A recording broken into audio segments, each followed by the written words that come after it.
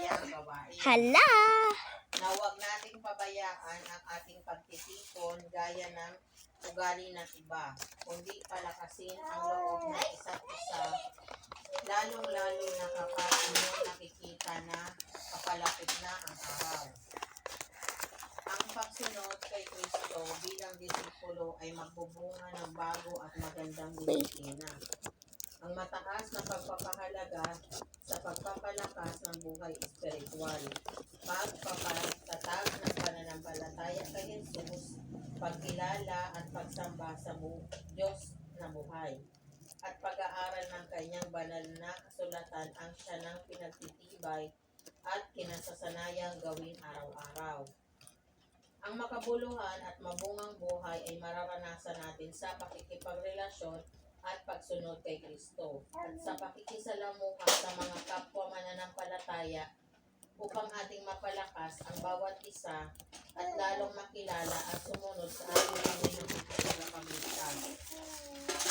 Ngunit hanapin mo na ninyo ang kanyang kaharian at ang kanyang kapinggiran at ang lahat ng mga bagay na ito ay para mo idaragdag sa inyo. Mateo 6:33. Tayo ay magtulungan para makasanayan natin gawin ang mga bagay na patungo sa pag-ibig at mabuting gawa para sa Diyos at kapwa mananampalataya.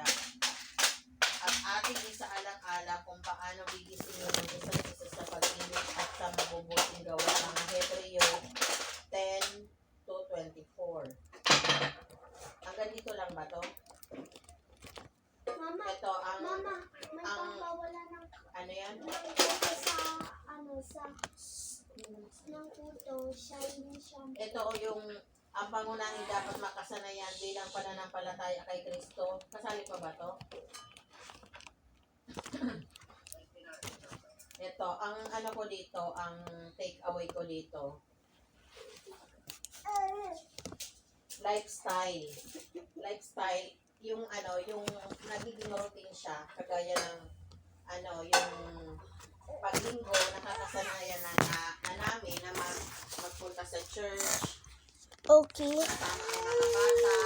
Tapos, nakakasanayan ko na sa akin na yung hindi na ako nagsa-sign of the cross na simula pagkabata, ayun ang ginagawa ko. Halimbawa, pag maliligo, magsa-sign of the cross. Yung alam mo, yung pagkatuli ko, lahat ng gawa mo, pag papalik ako kaya na magsa-sign of the cross. Kasi yun na yung nakasanayan. Nung hindi pa ako masyadong, wala pang alam ba, na iba pa yung turo. Tapos, yung pagdadasal, dati pagdadasal lang, pag matutulog.